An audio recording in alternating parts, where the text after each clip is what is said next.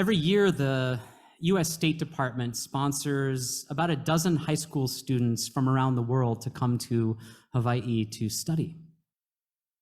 One of the days of study is about religion and how it's practiced in these lands. The organizer of the visits, Barbara Bansell, always ends the day here, right here, actually. On Friday, we had another of these visits. The dozen young people came in and they sat down, and I talked to them a little about Unitarian Universalism. It happens pretty much the same every year.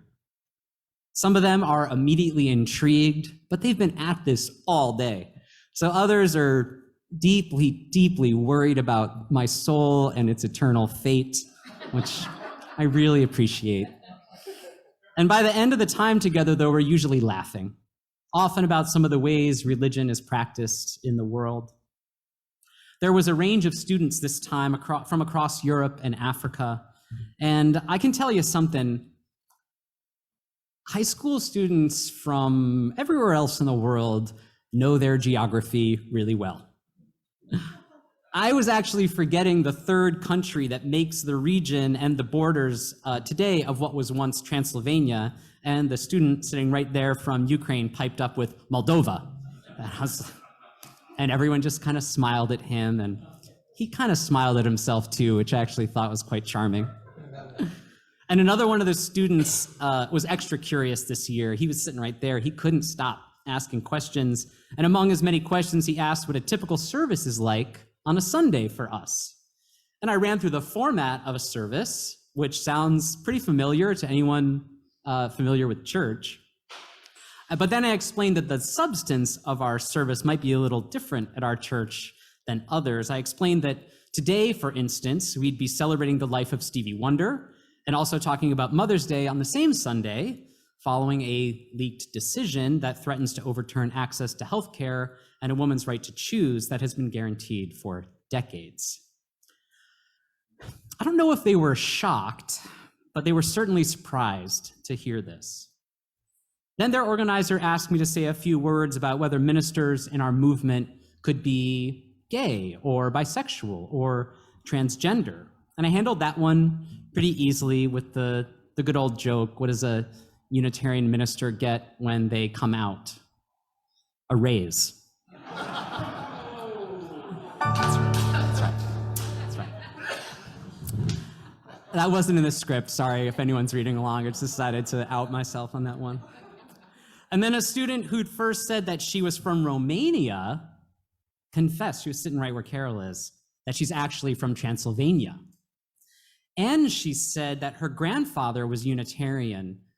Religion in the Transylvanian region is matrilineal and patrilineal. So whatever your sort of male ancestors were, you usually keep if you're male, and whatever your female ancestors were, you sort of keep if you're female. It's not a hard and fast rule, it's just a tradition.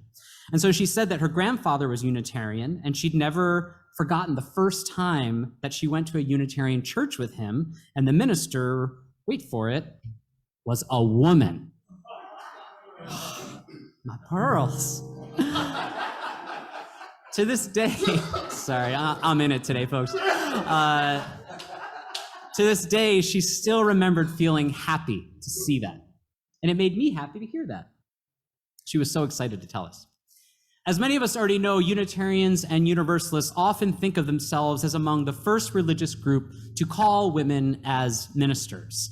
And this is true in many respects, however you look at it, according to written history. But we know that women and those who identify with the feminine have been religious leaders, well, really forever. Anyone who has taken our whole lives or has been a trainer will tell you that the primary religious educators of any child are their parents. That's right. A woman. That's right. Thank you, Carol. No, are their parents. And more than being an educator in the home, faiths throughout time and around the world have always had religious women as leaders. For instance, in the ancient shamanic rites and beliefs of the people who now live in what's called Korea, many of those shamans were women. In many parts of history, the ability actually to conceive and to bring forth new life was considered so godlike and mysterious that it often just followed naturally that a woman would work as the intermediary between the divine and the world believers inhabited. As far back as the Sumerian and the Akkadian faiths flourishing in the 26th century BC, women priestesses were elevated with the same status as their male counterparts, if not higher. Even many Protestant Christian faiths point to the selection by Jesus of Mary Magdalene to literally proclaim his rising from the dead as a clear indication of the intention to have women lead churches. And good old archaeology isn't helping the case for solitary male leadership in the church at all.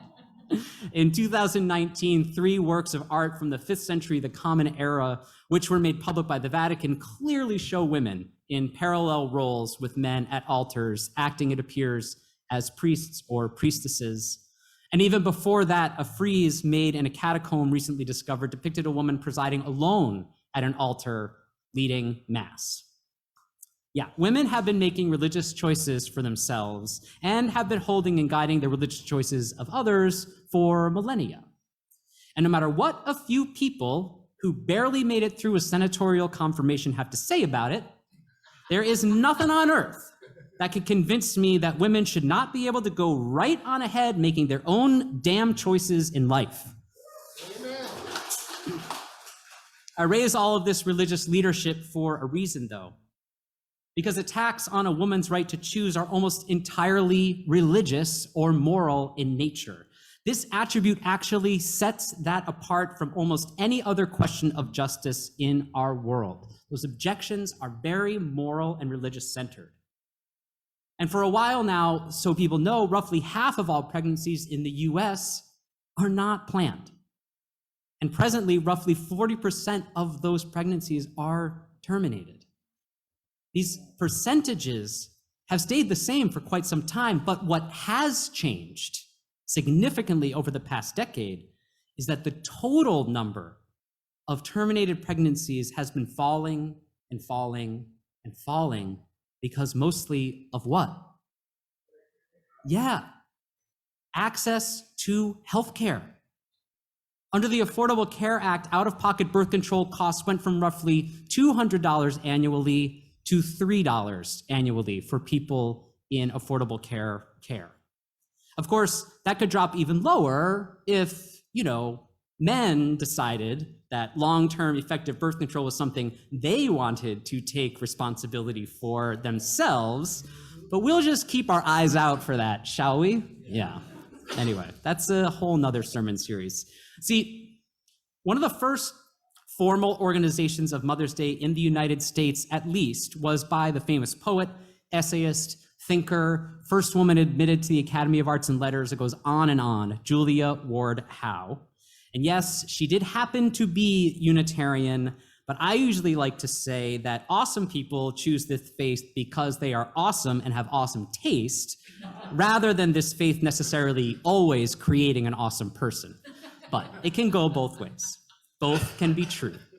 But for whatever reason, Julia Ward Howe had chosen to be part of one of our mother faiths, Unitarianism in the United States. She organized Mother's Peace Day. It did follow the US Civil War, but it was more because of the Franco-Prussian War, which she saw as pointless and useless for the lives of men fighting it.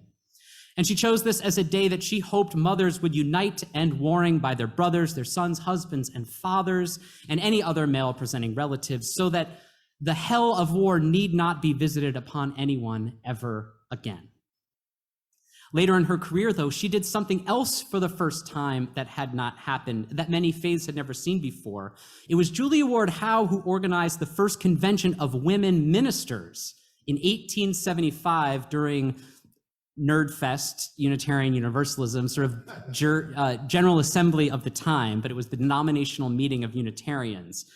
So she was and is today, in many ways, a force. And this is not unlike persons who mothered other movements or lives into being. We heard in our story today about Lula Hardaway. Say it with me, Lula. The mother of Stevie Wonder. Lula was a single mom in Michigan in the 50s. She knew that her son Stevie and her other children needed a better life, a different chance for education. So she hid that money in that mattress to save up to buy that home in Detroit, where there was a school that could serve what society saw as her son Stevie's disability. Of course, many would argue that it's a society itself that is disabled when it cannot meet the needs of all of its members, whatever those may be. But this act is nothing short of heroism. It's part of what helped to offer the world the gift of her sons. I mean, really, talent isn't the word, genius really isn't either. Let's just say her son's singular, magical, transcendent gift. And her death hit Stevie Wonder very, very hard. He didn't perform for a year and a half after his mother's death and didn't tour for more than 2 years. And it was entirely by chance that I was at the first public concert Stevie Wonder gave after his mother died. It was November 17th, 2007 at Madison Square Garden. Please remember the old commandment, thou shalt not covet thy neighbor's concert tickets. It's an addendum in Deuteronomy, trust me. I've said before in this pulpit some years ago that I don't need anyone to convince me that a loving God exists in the world, because I've seen Stevie Wonder perform live. That's right. The concert had lots of images of Stevie Wonder with his mom displayed on the screens for all to see. There were lots of guests he welcomed, including Prince, may he rest in peace, and his daughter Aisha, who sat with Stevie on the piano bench to sing duets. I mean, really. And he did some finales. There were just a few finales, the concert. But he ended with For Once in My Life. That bouncy number that can get any party started. It's actually on my spinning track anyway, that's another story. But after Stevie finished his version of For Once in My Life, he made a confession. He said that there's another version of that song that his mother liked even more than his. He said it was the only version of a song he recorded that she liked better, performed by someone else. So to honor her, he wanted to sing that version, but he needed some help to do it. And as he was asking for that help, from the back of the stage appeared one of the finest cut tuxedos I'd ever seen, and its wearer sporting a gorgeous head of curly gray hair. Then the person lifted his microphone to say hello to New York as only he can, and everyone screamed when they heard the voice of Tony Bennett. Then Stevie did something you don't hear him do that often. He sang harmony for Tony's solo as tears streamed down his face and everyone else's too. After that little talk I gave on Friday to the students from all over the world, the facilitator asked if I had any questions of them. I said I only had one. I turned to the young man from Ukraine, the only one who knew that modern-day Moldova borders historical Transylvania, and I said, "How is your family?" I saw his demeanor change as he gazed maybe inward and also abroad. He said quietly that his family happens to be in central Ukraine, so right now there isn't very much for him to worry about for their physical safety. And I shared how much we hoped that peace and a just resolution of this attack is found soon. See, before Julia Ward Howe organized Mother's Peace Day in the United States, in England, Mother's Day was celebrated by people who had not been to church for a long time by, well, going to church. The idea was that the church was everyone's mother, a symbol of creation for all, or reverence for creation. So on Mother's Day, people would return to the mother church to honor all of the gifts that flow to them from that creation. And this belief has a deep and resounding echo in the hearts of many of us. Because the real meaning of mothering, of motherhood, is tied inextricably to creativity. As we heard in the reading from Carol, motherhood, as it is celebrated today, singles out a small cross-section of people who meet a preconceived idea of motherhood. But for the forebears of this day, they wanted so much more. The forebears of this day wanted to honor creation and creativity in the lives of all of Earth's children. The forebears of this day wanted to end the desecration of creation done in the name of avarice between artificial lines and across them of demarcation. The forebears of this day loved their children enough to move them to the heart of Motown, see them take over the world of music, and still be honest enough to tell their own children that they like another singer's version of a song better than their own, and raise a child healthy enough to accept and honor that. That is some mothering, friends. Right. Let's hear it for Lula. There is so much facing people of faith right now. People in this faith or those like it. The effects of political maneuvers and dumb luck are having deeply hurtful impacts on the lives of so many in a nation. This week, yes, we are concerned about a woman's right to choose, and many are also worried about what might be coming next. And we can look at these worries, and we should someday. And we can also see the delight on a child's face that our mother's faith, complete with women in leadership, brings to her even today. And we go on. We can see the incredible sum of money this church raised last month to help those most in need directly in Ukraine, and we go on. We can see how the individual ways we believe we worship here blend in a beautiful harmony for once in our life, to make a joyful noise in a world that wants us sometimes to just be quiet. But no, we go on, and we go on. Until one of our faith mothers' dreams of peace among nations comes true. Until a society can hold and love every mother of every kind without judgment, ignorance, or want. Until the child in this church can think of their family safe and not under the threat of war. For these reasons, and for so many more, we go on. And I know we can. May it ever be so. Blessed be, and amen.